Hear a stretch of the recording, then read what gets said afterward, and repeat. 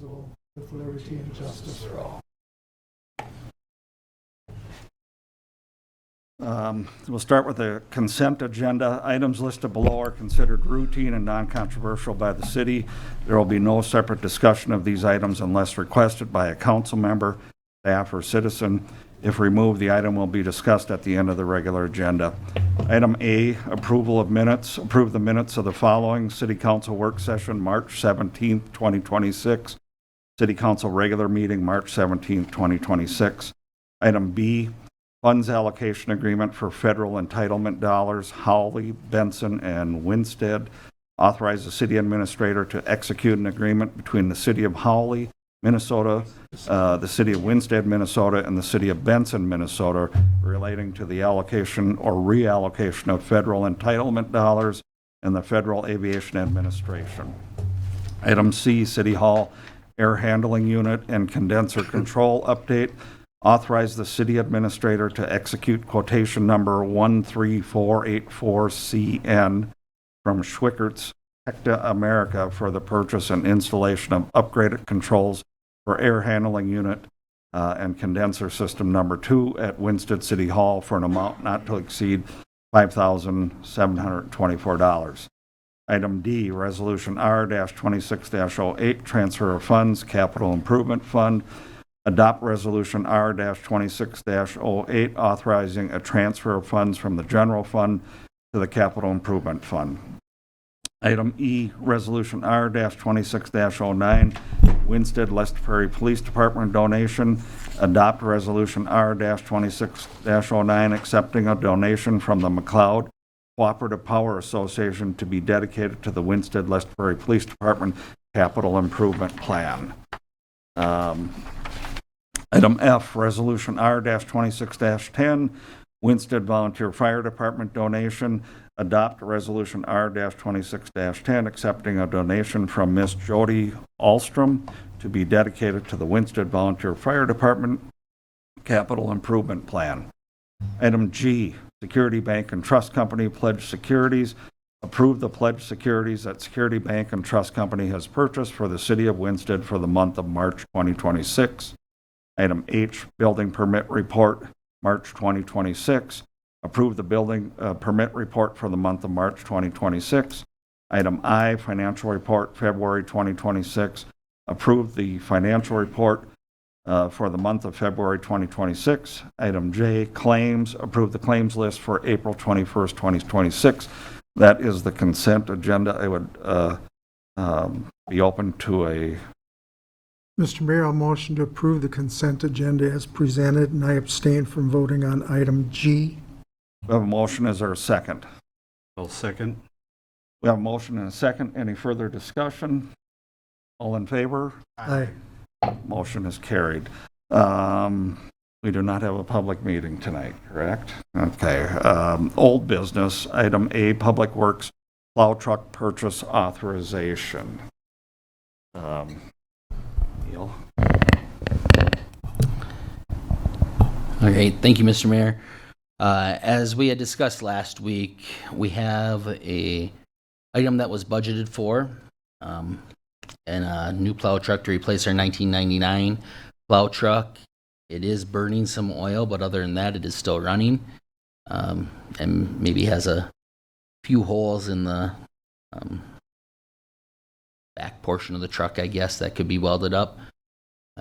Just looking today for you guys to either decide to move on from this or wait.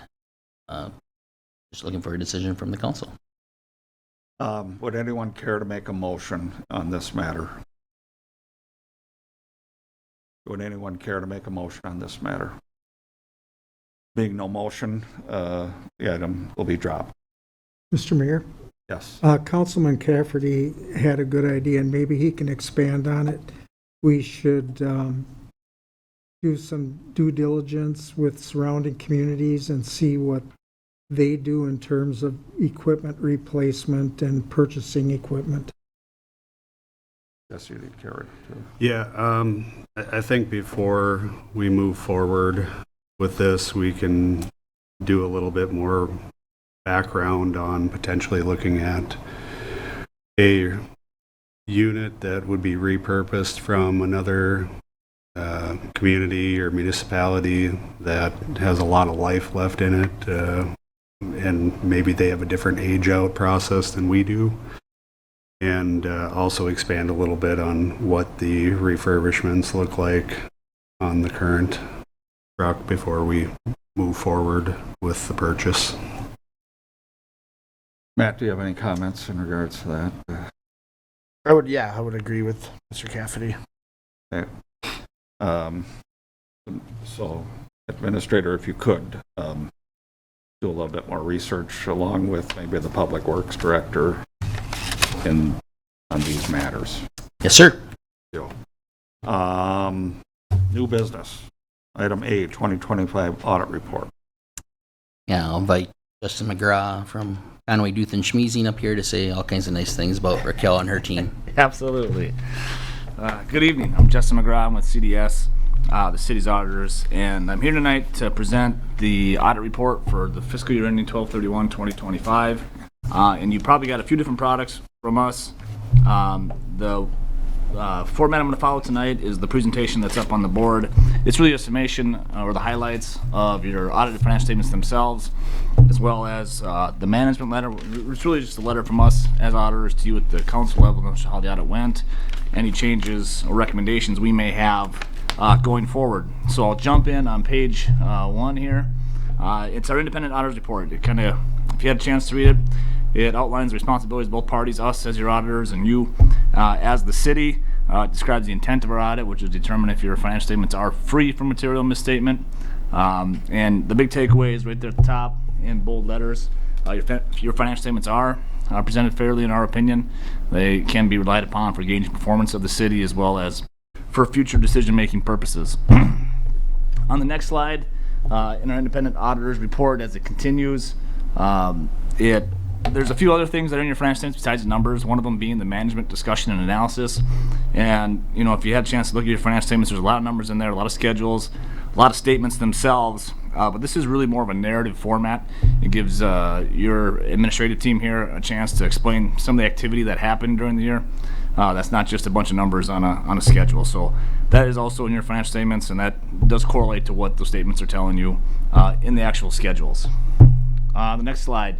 Page 3, the statement of net positions. So this is really the overall balance sheet of the city. And we look at it at 2 points in time, December 31st, 2025 and December 31st, 2024. So you can see where some of those changes happened during the year. Starting at the top, current assets. These would be things like your cash balances, accounts receivable, notes receivable, prepaid expenses. And you'll see there's an increase from 24 going into 25. A lot of that is due to your receivable balances. So you had the big County Road 5 project going on. You were reimbursed for that here in 2026. So at the end of the year of 25, we did book a receivable from McLeod County for that. And then notes receivable. So you had the Minnesota Housing Finance Agency grant that flowed through the city to the developer. So the way that grant or forgivable loan is set up is once that developer meets those requirements of that program, that'll be forgiven to him, which means it won't have to come back to you and then go back to the state. So you're just kind of the middleman in that process. The next line down, non-current assets. These are primarily your capital assets, so building, infrastructure, equipment. You did have an increase there as well as new equipment purchases, infrastructure improvements that happened during the year outpaced the depreciation of those, or the wear and tear on those current existing assets at the end of 2024. So some of the bigger items you saw were the County Road 5 project, the well number 5 project. You did purchase a wheel loader with the combination of the two police departments. You did assume their capital assets that came with the police officers. So those are some of the bigger items you saw for capital asset additions here in 2025. On the bottom half, your liabilities, your current liabilities are kind of think your routine bills, accounts payable, contracts payable, salaries, wages payable, and notes payable. So this is where that amount owed back to the state for the Housing Finance Agency grant is recorded. So that is the big driver in that increase you're seeing here for 2025. And then the long-term liabilities, these are primarily your debt balances, bonds, notes, loans payable. You did have an increase in those long-term liabilities, largely related to that well number 5 project. So in the water fund, you took out a PFA loan and you started taking draws on that in 2025 to pay those expenses on that project, and that's what's driving up the increase, up the balances on those long-term liabilities. And at the very bottom, the net position. So if you sell all the assets of the city and pay off all your debts, this is what you would really have left over. And you saw another increase in your net position in 2025. That's kind of been the trend we've seen over the past few years. So with the increase in those capital assets, you're seeing that's what's largely driving the increase in your net position. And this is all activities, so all funds, all operations, it's kind of all rolled up in one slide at one point in time, 12/31/2025. And then on the next slide, we'll jump into the individual funds. Starting with the general fund. The general fund is the main operating fund of the city. We look at your cash and investment balances on this slide, not only in 2025, but the prior 4 years, so you can see where those balances have been. You did have a pretty healthy increase in your cash balances for 2025. A lot of that is just due from operations. When we get to the revenues, the expenses of the general fund, you'll see it closely mirrors the increase you're seeing in your cash where revenues outpace those expenditures. And one thing to keep in mind, general fund does have some cash loaned out to other funds of the city, primarily the industrial park, for the improvements that were made out there. So that is, while it's an asset of the general fund, it doesn't have it in a cash form here at the end of 2025. Next slide, we have the activity of the general fund. So you can see the revenues, the expenditures, and then the overall fund balance at the end of the year. This is where I was mentioning that change in cash, or that increase in cash, mirrors the increase in your fund balance. You can kind of see it on this slide. And one thing, looking at the fund balance of the general fund, one metric we like to use as auditors is we look at your general fund balance, especially that unassigned fund balance, or that fund balance that's not earmarked for a specific purpose. We look at that in months worth of expenditures of the general fund. So you're currently sitting at about 10 to 11 months worth of expenditures in the general fund.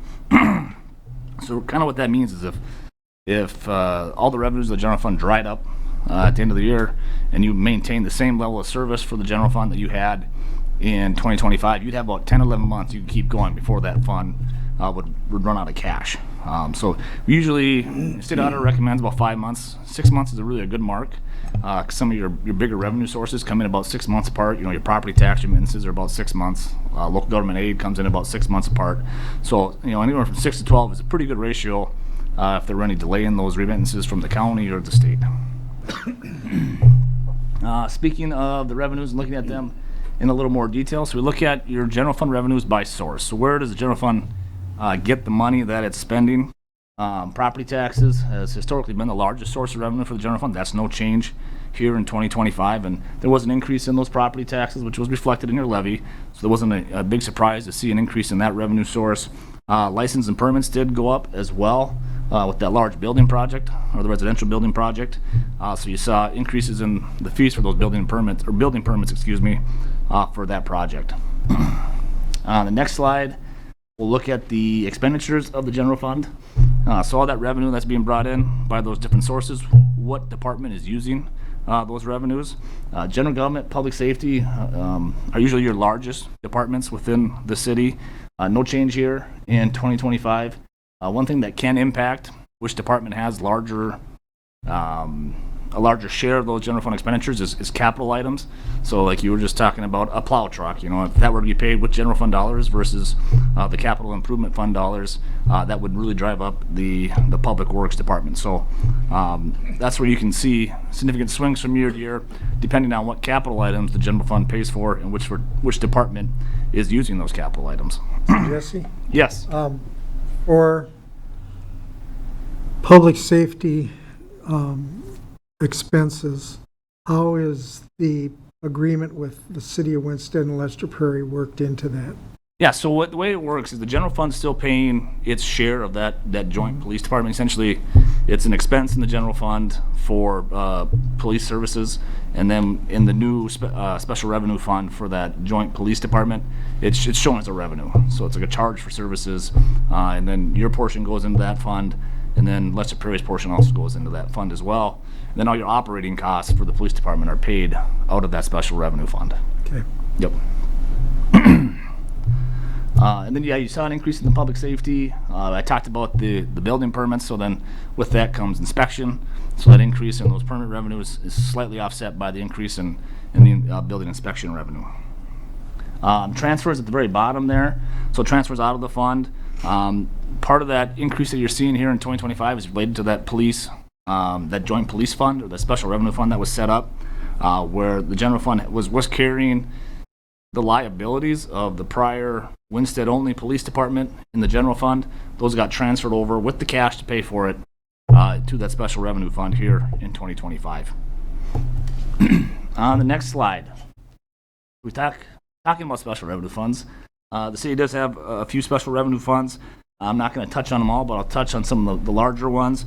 The airport fund there, so that's the fund that accounts for all the operations at the airport, not necessarily the capital related items.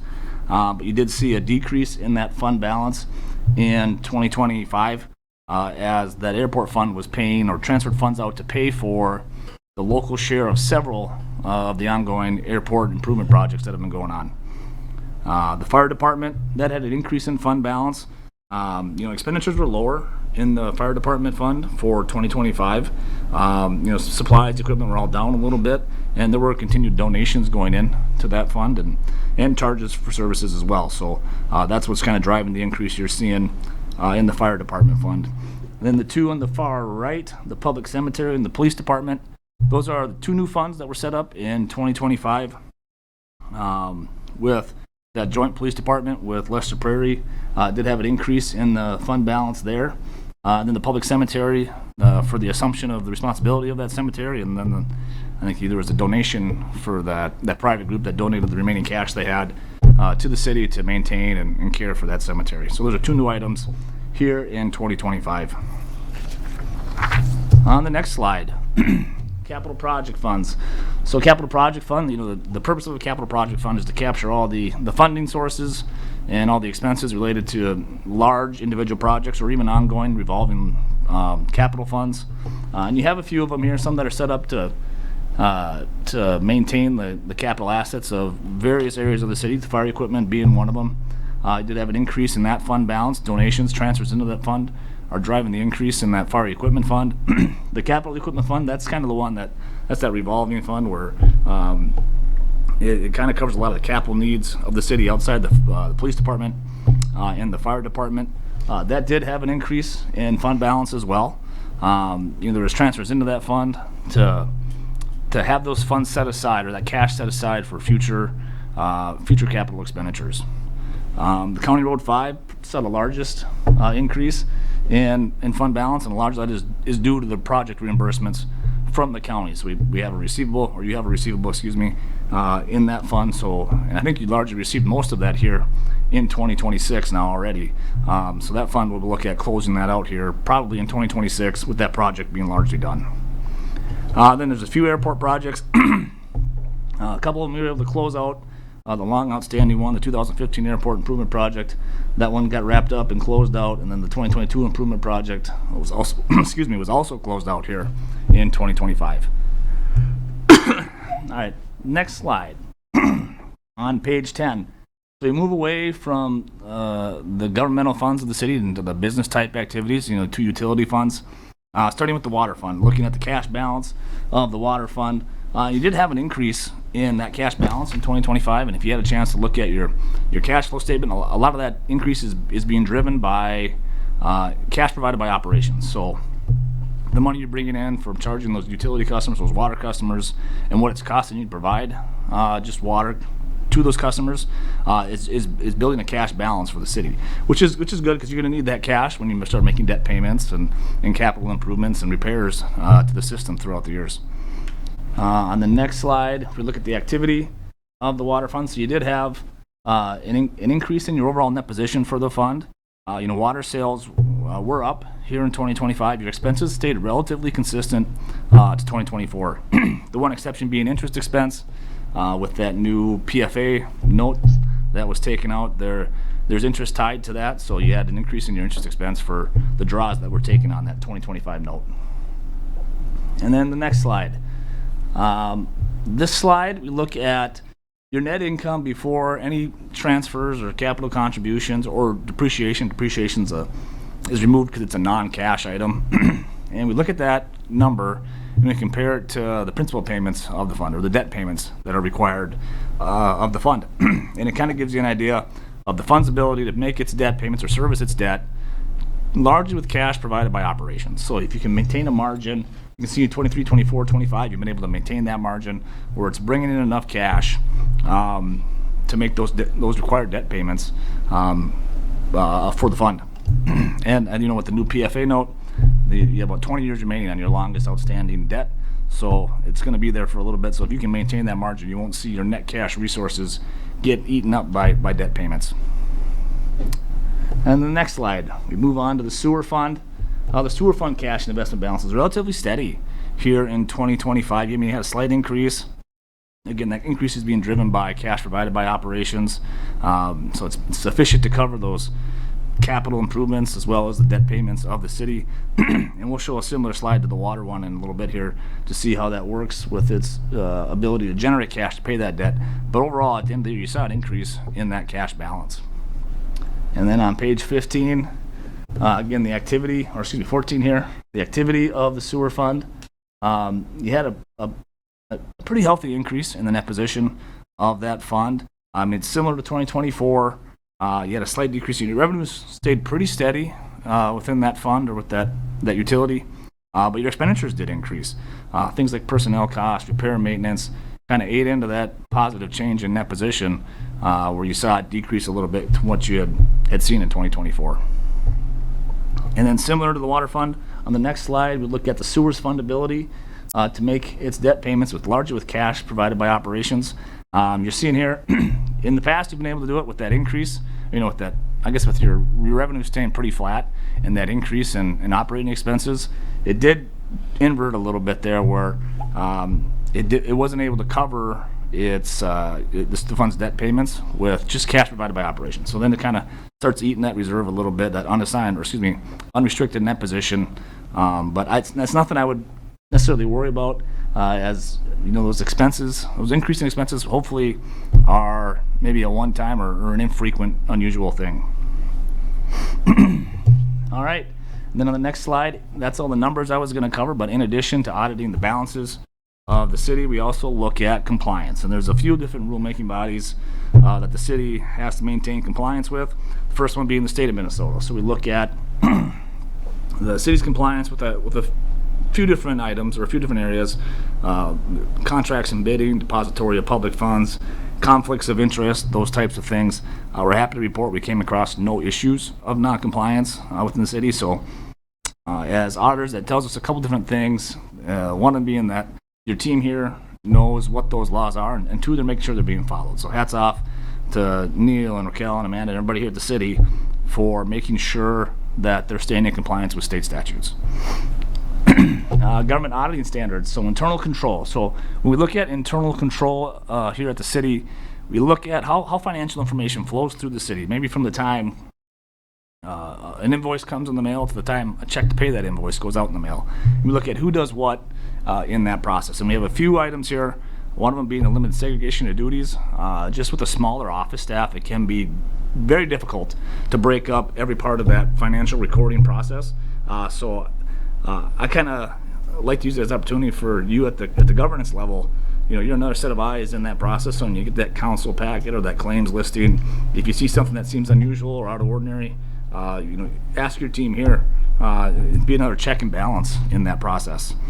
And then the other one's auditor prepared financial statements. So while the products you have in front of you are all derived from your financial records, we did put them in that format with the required disclosures and supplementary information, so we have to disclose that to you as well. And then on the next slide, there's a new item this year with the single audit. Single audit, it's an audit of the city's use of federal funds. So if you have over $1 million in federal funds expended during the year, you have to have what's called a single audit. So we look at compliance with the federal programs that we're participated in 2025. This year, the big one was the Drinking Water Revolving Fund for the well number 5 project and that PFA loan. We're happy to report we came across no issues of noncompliance with those federal funds, or the use of those federal funds. So again, great job to your team here, making sure they know what the requirements are with those federal programs and that you're staying in line with them. And then on the next slide, in addition to the financial statements, we call it a management letter, but really it's a letter from us as auditors to you at the governance level, let you know how the audit went, any issues or difficulties we came across. We're happy to report none. We ask a lot, not only of your team here when we're out here for our field work or in between, but we ask a lot of your vendors, your banks, your engineers, the state, the county. So everybody was very helpful in getting us the information that we needed to finish our audit, so we could be here tonight to deliver this report. So we're very thankful and happy that everybody was willing to help us to get through our field work. And then on the next page, recommendations. So if we had any recommendations, this is where we'd put them. These are more informational items. There's new accounting standards that take effect here for 2026. First one being GASB 103, the Government Accounting Standards Board Statement number 103, and it's related to financial reporting model improvements. So it's going to be changes to your financial statements. So what maybe the format you're seeing here today will look a little different when you have your financial statements for next year. Some of the big things are it's going to refine that content that's in your management discussion and analysis. It's going to change the format of your revenues and expenses, primarily for utility funds. Things like it's introducing the concept of capital and non-capital subsidies, operating grants or capital grants. So there's going to be some changes to your financial statements needed. I don't think there needs to be any changes to how you're recording your transactions, but just be aware it's going to look a little different next year when you look at your financial statements. And then GASB 104, disclosure of certain capital assets. This one's related to any capital assets you might be holding. Excuse me. That are for sale. So if you have a truck or a piece of equipment or a building or land that's a capital asset and you intend to sell it and you have a plan to sell it, there'll be some additional disclosures in your financial statements about the carrying value of those assets, any debt owed against those assets, or any debt where that asset is pledged as collateral. So those are items just to keep on your on your radar for 2026. You're coming just in time. I'm almost done. On the very last slide, thanks, Neil. On the very last slide is my contact information.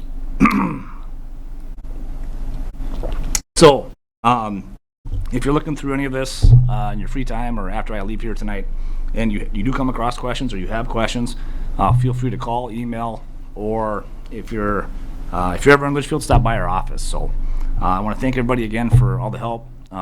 For us to work through the audit this year, and I'll open it up to any questions anybody has right now.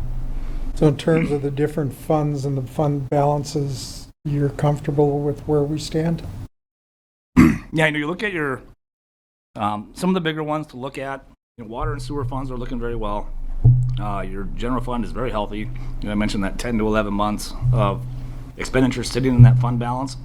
Special revenue funds, the fire fund, the police fund, the police being so new, it'll build that fund balance over time as long as you continue to monitor the expenditures of that fund or budget for the expenditures of that fund and reimburse it appropriately, either through the general fund and your share or Lester Prairie share. The airport fund, that's a tough one. Airports are always tough because you have probably a limited sources of revenue within that airport fund. Typically it's hangar rent or fuel sales. The state does give some operating grants in the form of maintenance and operations, but typically that's not enough to cover the cost of actually maintaining an airport. So as you have these projects that do come up, there's usually a lot of federal funding for them. State funding usually is like 90, 95, 97.5%, somewhere in there, but there is still that local share that you're responsible to cover. So that's the one fund that, it's nothing out of the ordinary for the city, the airport fund, but it's something to keep an eye on and see if you can, raise hangar rents or fuel sales to bolster that fund balance. But every airport, every client I have that has an airport struggles with the same thing. You can't keep up with the operations and the capital improvements just from local revenues yourself. So, and then I think that's probably the big ones that I would note for fund balance. If there's any particular fund you had in mind. No. Thank you for your thoroughness. Yeah. Yeah. Thank you. Yeah. Sorry, my voice was going away from me there at the end, but It's all Totally right. understandable. it's just nice weather. Allergies. Allergies, right? Right. Well, if anything does come up, after I leave tonight, just feel free to reach out.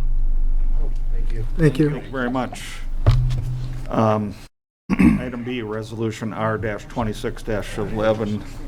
For the 20, Say it again. we need that Motion to motion. accept. Oh, Mr. Mayor, I'll motion to accept the 2025 audit report as presented. have a motion. Is there a second? I'll second. Any additional discussion? All in favor? Aye. Motion carries. Item B, Resolution R-26-11, 2027 Infrastructure Improvement Project. I just wanted to jump ahead to that. I'm so excited. So, Yeah. Okay, so the 2027 infrastructure improvement project's going to consist of different road projects, different sewer and water line projects, storm and sanitary. And Josh from Bolton and Mank is here to give us all the details. Thanks, Neil. Thanks, Mr. Mayor, members of council. Yeah, so what you have in front of you is, I guess I would call it our final version of the 2027 infrastructure improvement project. What we did roll in since last time was that Baker Avenue component. We went back, discussed it with the county, and we did feel it was in the interest of the city to take on that project. The county will pay their portion of the work. But some of the work that we wanted to complete, especially in the water main component, will be completed as part of that project, and it'll be a city cost. So that was the addition. So that adds to the previously 5 areas to now we have 6 different areas included in the study. So the Rosalie area, Sherman, Barrett, Arthur, we're considering one area. The Baker Avenue component, which that's a county road, and so we would just be looking at doing the the water main improvement portion of that work. The 5th and Fairlawn area, which is the yellow area up a little further to the north, the Fairlawn Circle, and then Zion Avenue. So those are the 6 components within the study that were evaluated. All the different pieces of the study are directed statutorily by the 429 process that we include. It is everything within the study is feasible and can be constructed as presented. We are considering or recommending moving forward with 3 particular of areas. First, I'll kind of just outline them and verbally or talk through that. Rosalie from Kingsley Street to 3rd Street. Sherman and Arthur from Kingsley to Barrett. Baker Avenue from Kingsley to 6th Street or County Road 1. It's the cyan line down there. So that would be, those are the components that would comprise the 2027 project. And then the other areas are still a high priority for city and city staff, and they're going to stay in the study and be completed in 2 subsequent projects spaced out in 3-year increments. So we're not just doing the 27 project and stopping there. The rest of the components are being moved forward. We're just spreading the projects out for some financial reasons, and to kind of keep the work consolidated into localized areas as well. Now, a little bit on the schedule. So if we were to move forward as presented, we would have an open house that we would be asking all of the folks that are adjacent to the project areas to come in. We'll have boards set up. We'll have some discussion about the project, what it will entail, what those potential assessments would look like. And that's tentatively scheduled for May 7th.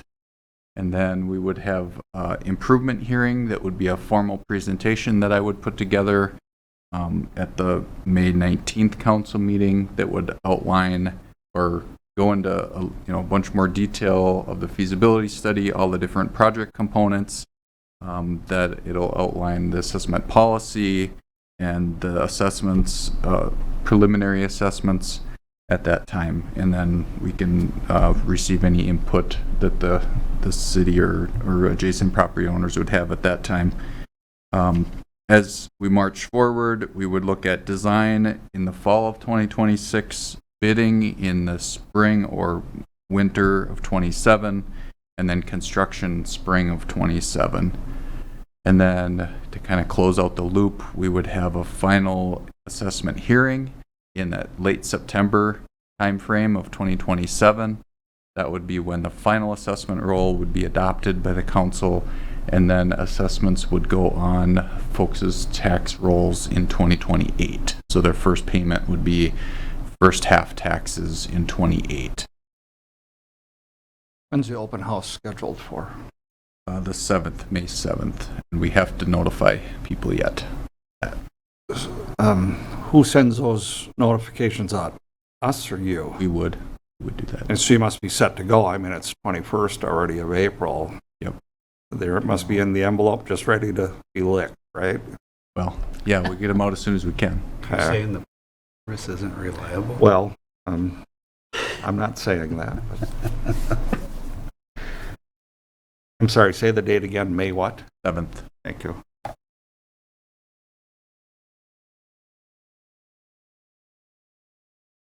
Yeah, Neil Schoenson. So looking for, we're recommending moving forward with the 3 project areas presented, and then we would move into those next steps as I outlined with the open house and the improvement hearing. Any questions? Entertain a motion. Make a motion to adopt resolution R-26-11, receiving the 2027 infrastructure improvement project feasibility report and calling for a public hearing on improvements for May 19th, 2026. The motion, is there a second? I'll second. Any further discussion? All in favor? Aye. Motion carries. Thank you very much.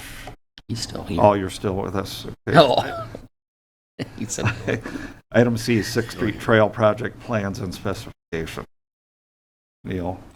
yep, we can go ahead and turn that over to Josh right away, but this is the trail that we had talked about extending from Baker Avenue to McLeod. Thanks, Neil. So this is, that trail project that we've talked about a couple of different times, from McLeod to Baker, on the east side of County Road 1, and then there's that component that we're kind of working in conjunction with the DNR to potentially extend it from Baker to the South Crossing. DNR is considering whether or not they can find funds for this summer or not, but we have packaged it up into one plan set, and we will bid it as such. And then it's just a matter of whether we award that DNR section of the trail. So again, the major components will be trail construction. There's some storm sewer modifications, some water main modifications in the form of relocating some hydrants that are in the way, driveway restoration along that route, and then just some miscellaneous turf restoration. If we move forward tonight, we would be looking at advertising here in May, and then awarding the project in June. Would entertain a motion. I'll make a motion to approve the plans and specifications and authorize Bolton Mink Incorporated to advertise for bids for the 6th Street Trail project in the city of Winston. The motion, is there a second? Second. Any further discussion? All in favor? Aye. Motion carries. We're still stuck with you, aren't we? So, item number D, Winston Municipal Airport multi-bay hangar construction bid results and award recommendation. Neil, is there any?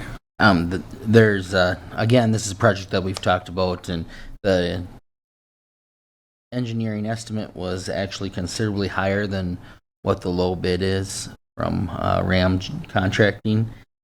They've done projects like this in the past, but I will go ahead and let Josh. Before he starts, so since it was lowered, does that mean the engineering fees are lowered then as well? Or they give some fees back? Yeah, I don't know. Are they based on percent of the project sometimes? So there is another piece in here, I think, on the next level for that. So All right. Sorry. No, not a problem. So we did receive 5 bids for the multi-bay hangar construction project. The base bid was for a 3-unit hangar. The alternate one was for the 4th unit. The total overall size of the building is 200 feet by 40 feet, with those individual hangars at 50 feet by 40 feet. Again, 5 bids. The high bid came in from Greystone Construction Company of $1,842,660.00, and the low bid from Ram General Contracting, $807,460. It's our opinion that we recommend the bid alternate, since it is quite a fair amount below the estimate. And the necessary documentation was received, and thereby the low bidder did receive, we do consider them responsive bidder. We recommend awarding the base bid and the alternate Ram General Contracting in the amount of $807,460. And then this award is contingent upon the final execution of the FAA and MnDOT grant funding documents, essentially meaning that we're going to wait until the grant funds are in place before we would move forward with construction. Would entertain a motion. I'll motion to award a base bid and alternate number 1 to Ram General Contracting Incorporated in the amount of $807,460.00 to provide all the materials and labor necessary to construct a multi-bay hangar with 4 individual hangar units at the Winsted Municipal Airport, contingent upon the final execution of Federal Aviation Administration and Minnesota Department of Transportation Office of Aeronautics grant funding documents. We have a motion. Is there a second? I'll second. Any further discussion? All in favor? Aye. Motion carries. Item E, Winston Municipal Airport multi-bay hangar construction work order number 12. And Mr. Mayor, at the very end of this, you'll be happy with it. So, so we're looking at a professional services agreement for construction administration of the building of the new hangar units. Just in general, the scope of services includes a pre-construction meeting, initial construction layout, prepare contract manuals, construction management, resident project representative, which essentially is the inspector that's out on site. And we are looking at just having part-time inspection on this project, given the local nature of the construction or the contractor. Final inspection and documentation, as-built plans would be provided, as-built airport layout plan, which is a requirement of the FAA to be completed at the end of the construction, the preparation of the grant application, and project closeout documents. So all of those things are included in this proposal. And then I'll just highlight that this is also grant eligible from the FAA and the state. And so the local share of this is just 2.5%. So $1,250 of the total $50,000 amount is a local share.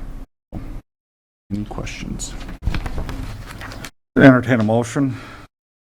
Make a motion to approve work order number 12 with Bolton and Menk Incorporated to complete task 2, construction administration for the multi-bay hangar construction project at the Winsted Municipal Airport for an amount not to exceed $50,000. A motion. Is there a second? I'll second. Any further discussion? All in favor? Aye. Motion carried. Item number F, Resolution R-26-12, Conditional Use Permit, 128 Linden Avenue East. So what we're looking at here is, if you're familiar with Linden Avenue, here's the infamous green shed. And the proposal is for an addition on the backside of this shed. What you're looking at for the conditional use permit is going to be that it is over the 1,000 square feet that we have in our code. The Planning Commission voted unanimously to go through with that. They also included a variance, which they are the authority on, for a height variance of 16 feet. So going slightly over what we were at. Current shed is 14, or? Well, it actually matches up pretty close with the current shed because it's below grade there. Yeah, yep. The proposal is to redo the entire shed in the same manner, giving a facelift to the front and sides there as well. It's a commercial usage? It is not. Really?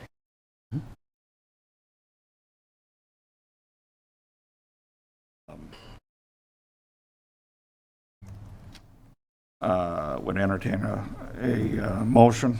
Motion to adopt resolution R-26-12, approving a conditional use permit to allow for an accessory structure to exceed 1,000 square feet in size in the R-1A single-family residential district. We have a motion. Is there a second? I'll second. Any further discussion? All in favor? Aye. Motion carries. Now we're coming to the organizational report or portion of our meeting. And Councilman Olick, if you could introduce. Yes, I'd like to introduce Tanya Beimers. She is Executive Director of the Adult Training and Habilitation Center here in Winsted. And probably some of the council and most of our citizens don't know what they do.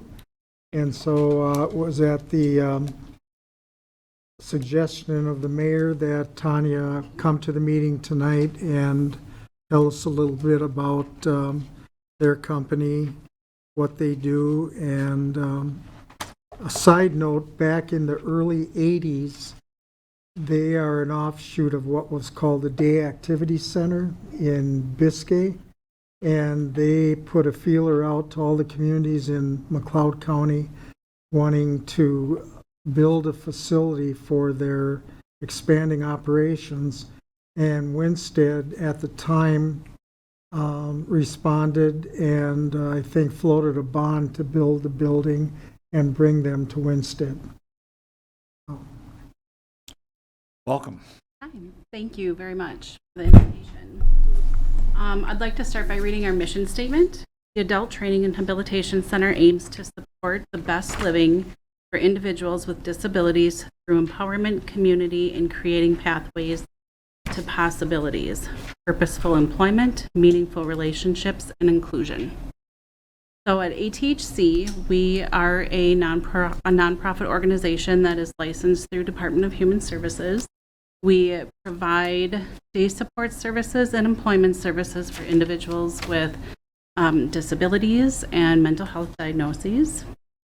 Currently, we are supporting 105 individuals between our two sites. We have one in Hutchinson and Winsted, and about 50-50. And we have right around 35 employees total. A lot of the individuals that we support do live in a group home type setting. Some live independently, some live with families. We are a program that operates Monday through Friday, typically 8 to 2:30, and we provide transportation to and from homes and ATHC or job or work sites. So, like I said, we do provide day support services. So what that means is individuals will come to our program A lot of different schedules. Some people are 5 days a week. Some people are just a couple days a week, whatever the needs are. We provide a lot of different activities. Some favorites are bowling. We do some bike riding, which we just got out today to do. It was so nice out. Book clubs, activities. We go to museums and the coffee shops and libraries and just anything that people will enjoy out in the community. And we also provide employment service. So what that means is in our Hutchinson location, we do some light assembly and center-based work. Our Hutchinson location does not do any of that. We have community jobs. We work at, we have cleaning crews that work at churches and with the city and Trailblazer Transit. So a lot of different community partners. And we also provide employment development for individuals who maybe are just starting the process of wanting to work out in the community. So we will provide career skills classes, different training, depending on what individuals want to do.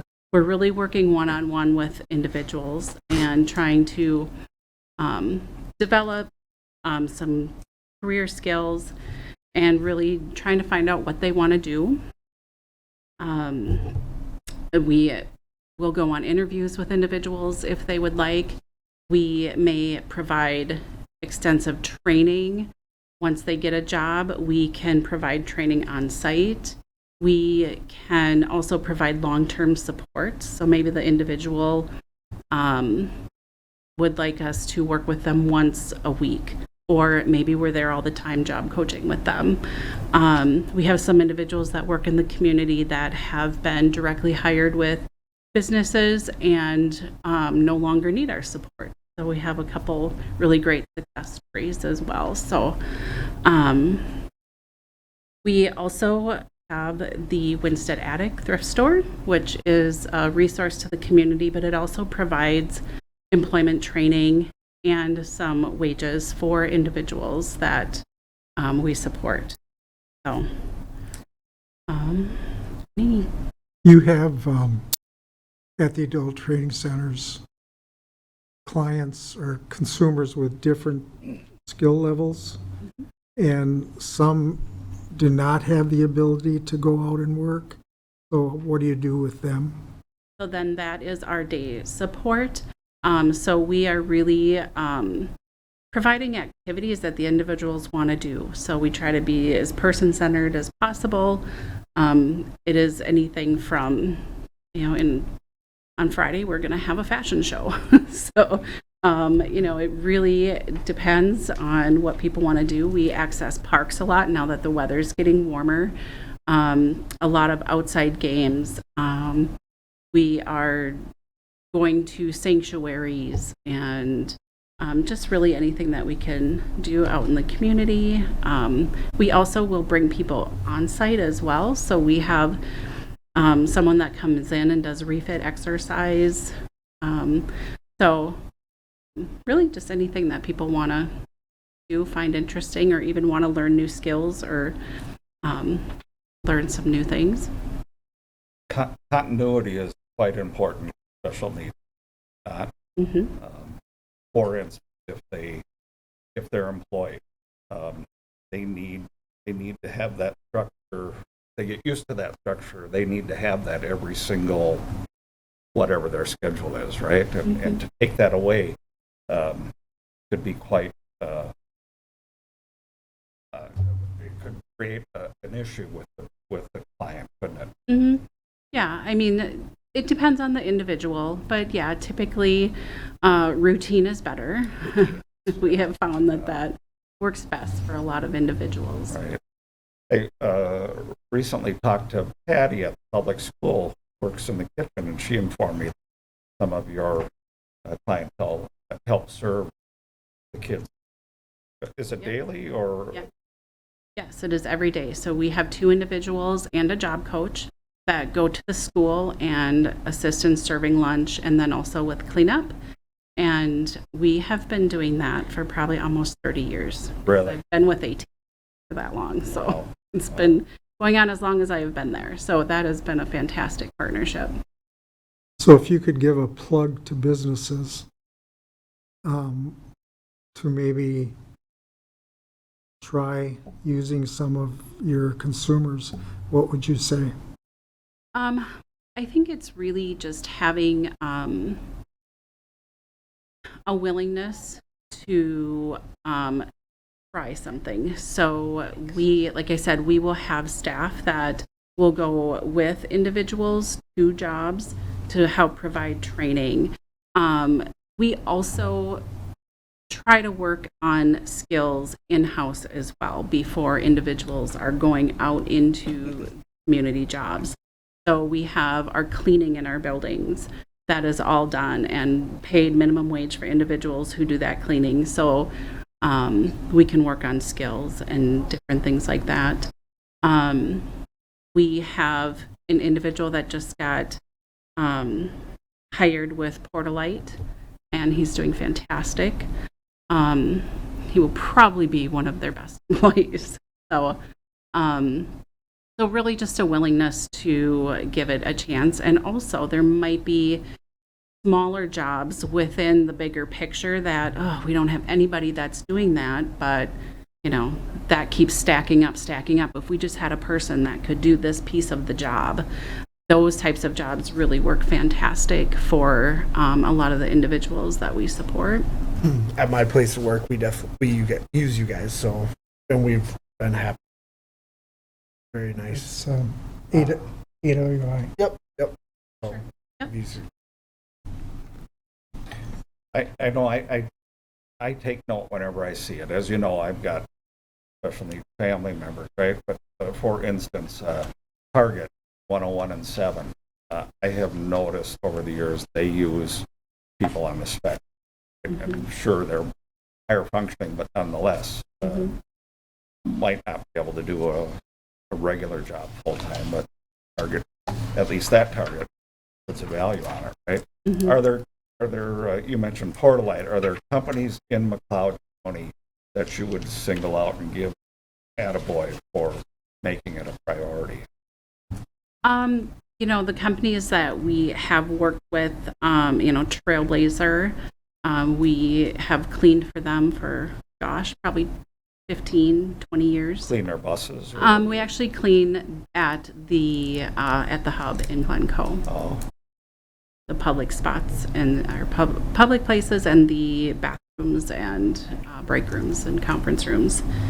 The city of Winstead, we have had the opportunity to work with the city and Crest Healthcare in Dassel. We have been there for over 30 years. They have been a great partner. The school, the Winstead Elementary. We've just had people hired at Quick Trip. We have an individual that was just hired at Marshall's. So, more and more businesses, I think, are willing to partner and work with us and work with individuals. I think the consumers take a lot of pride in having a job. Absolutely. anybody? No, thank you. Thank you very much Thank you. for coming in. I understand you're missing a lacrosse game tonight, so Yes. thanks for that. Just go the speed limit. Now we're coming to the open forum portion of our council meeting. Is there anyone here that would like to address the council? Would appear not. So with that, city administrator update and announcements. I just have a couple on Saturday at Waste Management. We have our resident cleanup day. The brush site cards seem to be going well. We have 105 residents that have taken part so far. So expect that to be 105. 105 separate cards have been sold. So Any commercial cards yet? one. One. Okay. One commercial Where can card. they get those? I had a couple questions today. City Hall. Yep, and they'll allow you access 7 to 7, 7 days a week. I used it Saturday and it was great. Be able to access it during those hours. Anything else? Tom, do you have anything? I do. I'd like to recommend this year, when the lake fountain is installed and removed in the fall, that our Public Works Department work with them, and possibly they can do that work in 2027 and save us $4,000. Good idea, if you can make that recommendation. Yep. Matt? I do not have anything. Jesse? And I don't either, other than I will make note that as my tenure as mayor, this is the longest meeting we've had. Try not to make it habit. Right, right. With that, we'd entertain a motion to adjourn. Make a motion to adjourn. We have a motion as our second. Second. All in favor? Aye. We are adjourned.